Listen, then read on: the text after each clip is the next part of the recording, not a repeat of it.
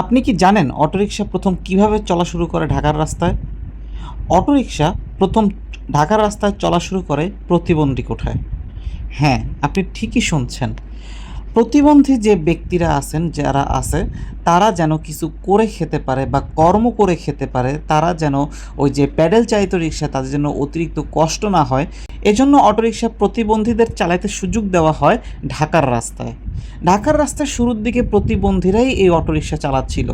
কিন্তু আমার প্রশ্ন হচ্ছে, ঢাকার মতো এত ব্যস্ত রাস্তা, এত গুরুত্বপূর্ণ রাস্তা, যে রাস্তায় মন্ত্রী পরিষদ থেকে শুরু করে প্রধানমন্ত্রী, রাষ্ট্রপতি, ভিভিআইপি, সিআইপি, এত এত গুরুত্বপূর্ণ ব্যক্তিরা চলাচল করে, যে রাস্তায় প্রতিদিন কোটি কোটি মানুষ চলাফেরা করে, সেই রাস্তায় প্রতিবন্ধীর মতন ব্যক্তিবর্গকে কিভাবে একটা গাড়ি চালানোর পারমিশন দেওয়া হয়? এবং এই বুদ্ধিটা আসলে মানে কার মাথা থেকে আসে, মানে কার মাথা থেকে এসেছিল, সেটা কি এখন পর্যন্ত সরকার কখনো অনুধাবন করেছে? বা কোনো ব্যক্তিবর্গ কি এটাকে ইনভেস্টিগেশন করেছে? বা কোনো প্রশাসনের কোনো ব্যক্তি কি এর প্রতিবাদ করেছে?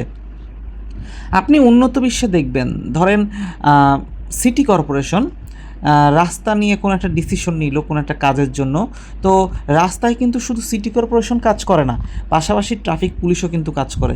দেখা যায় সিটি কর্পোরেশন একটা রং ডিসিশন নিলে পরবর্তীতে পুলিশের ট্রাফিক ডিপার্টমেন্ট এর প্রতিবাদ করে, এর লেটার পাঠায় বা আরও অনেক কিছু করে। তো তাছাড়া হচ্ছে গিয়ে একটা রাস্তায় কিন্তু অনেকগুলো ডিপার্টমেন্ট এটার সাথে জড়িত, আমাদের দেশেও কিন্তু সেম।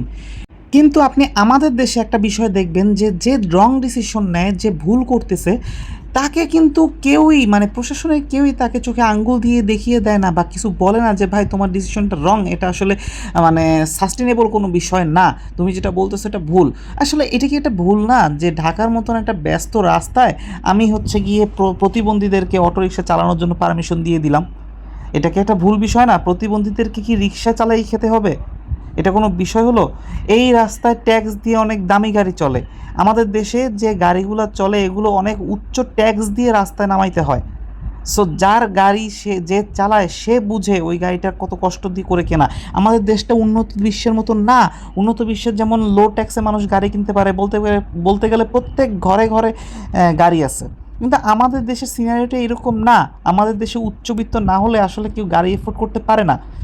সো যে ব্যক্তি এরকম প্রতিবন্ধী যখন একটা অটোরিকশা নিয়ে রাস্তায় অটোরিকশা চালাবে, তখন কারো একটা গাড়িতে যখন লাগাই দেবে বা স্ক্র্যাচ পড়ে যাবে, তখন ওই ব্যক্তির মনে কীরকম কষ্টটা লাগবে, এইটা কি তখন তৎকালীন যে সরকার এরকম ডিসিশন নিছিল, সরকারের যে প্রশাসনের যে ব্যক্তিবর্গ এই ডিসিশনটা নিছিল, তার মাথায় কি একটুকু ঘুরছিল?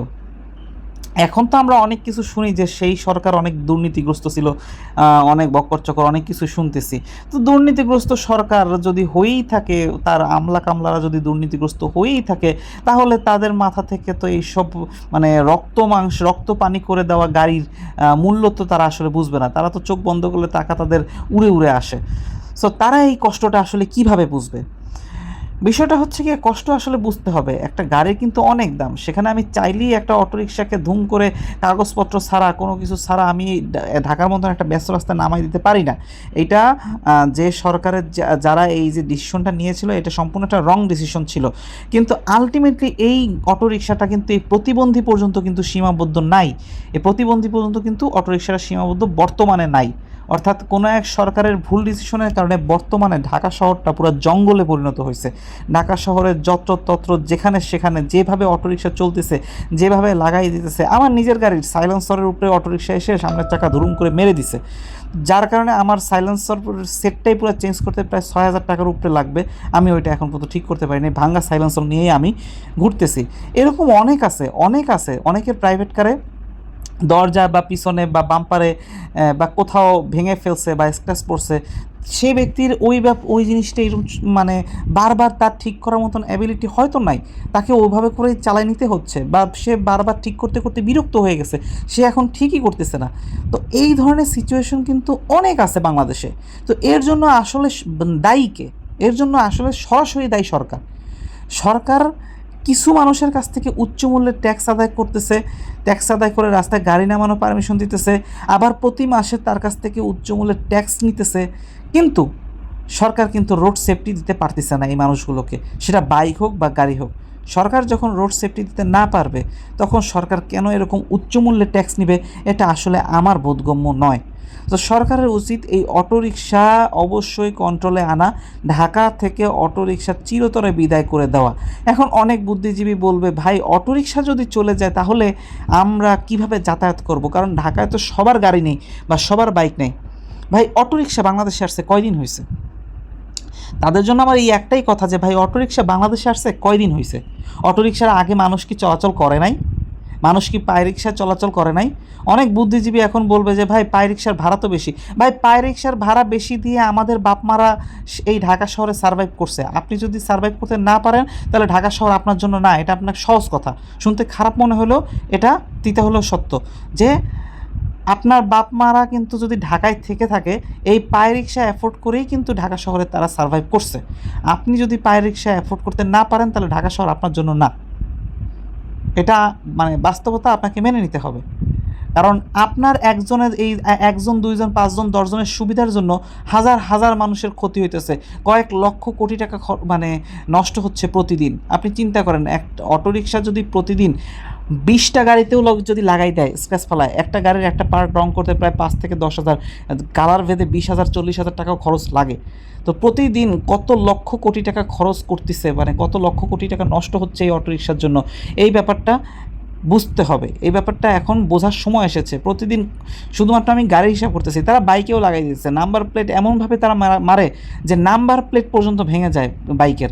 সো এই নাম্বার প্লেট বিআরটিএ থেকে তোলা যে কত কষ্টের, সেটা একমাত্র যাদের গাড়ি আছে তারাই কেবলমাত্র ভালোভাবে বুঝে, বা যাদের বাইক আছে তারাই কেবলমাত্র এই ব্যাপারটা ভালোভাবে বুঝে।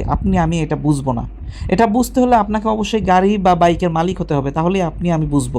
এই যে দেখেন, তারা যখন একটা গাড়ি বা বাইকের ক্ষতি করতেছে, এই আপনাদের মতন কিছু মানুষ এসে বলে যে ভাই গরিব মানুষ মাফ করে দেন। আপনারা যদি এই কথাটা না বলতেন তাহলে এত এত মানুষ এখন কিন্তু অটোরিকশার প্রতি এতটা বিরক্ত হতো না। অটোরিকশা যদি একবার যে জরিমানা দেওয়ার প্র্যাকটিস করতো, বা এই প্র্যাকটিসের সাথে যখন তারা ইউজ টু হয়ে যেত, তখন অটোরিকশা এরকম যাচ্ছে তাইভাবে গাড়ি চালাইতো না বা রিক্সা চালাইতো না। তারা কিন্তু ডিসিপ্লিন ওয়েতে রিক্সা চালাইতো। আপনাদের মতন কিছু মানুষ যারা বলে যে ভাই গরিব মানুষ মাফ করে দেন, এই আপনাদের প্রশ্রয় এখন মানে অটোরিকশা যা খুশি তাই করে, যেভাবে খুশি সেভাবে চালায়। তারা চিন্তাই করে যে ভাই আমার ধরলে তো আমি বলবো গরিব মানুষ, এমন একটা মায়াকান্নার অভিনয় করব, মানুষ, আশপাশের মানুষ আমার প্রতি দয়ালু হয়ে যাবে, এবং পরবর্তীতে ওই প্রাইভেট কার যার ক্ষতি করা হয়েছে, ওই বাইকার যার ক্ষতি করা হয়েছে, তাকেই মানুষগুলো ব্লেম দেওয়া শুরু করবে।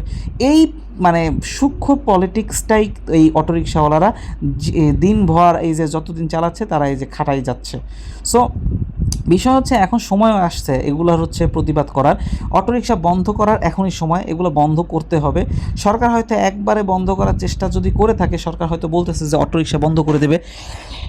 আওয়ামী লীগ সরকার এটা বন্ধ করতে পারে নাই। আওয়ামী লীগ সরকার কিন্তু বন্ধ করার চেষ্টা করেছিল, ইউনূস সরকারও কিন্তু বন্ধ করার চেষ্টা করেছিল, বন্ধ করতে পারে নাই। অ্যান্ড আমি ড্যাম শিওর বর্তমান সরকারও যদি চেষ্টা করে যে বন্ধ করার, তারাও বন্ধ করতে পারবে না।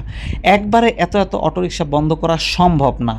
অটোরিকশা বন্ধ করতে হলে পর্যায়ক্রমে অটোরিকশার মানে উপর মানে বিভিন্ন নিষেধাজ্ঞার মাধ্যমে অটোরিকশা পর্যায়ক্রমে বন্ধ করতে হবে। কেউ যদি জানতে চান যে অটোরিকশা কীভাবে পর্যায়ক্রমে বন্ধ করা যায়, তাহলে অবশ্যই কমেন্ট করে জানাবেন। তাহলে পরবর্তী একটা ভিডিওতে কিভাবে পর্যায়ক্রমে অটোরিকশা বন্ধ করা যায় সে বিষয়ে না হয় আলোচনা করব। তো আজকে এ পর্যন্তই। সবাই ভালো থাকবেন, সুস্থ থাকবেন।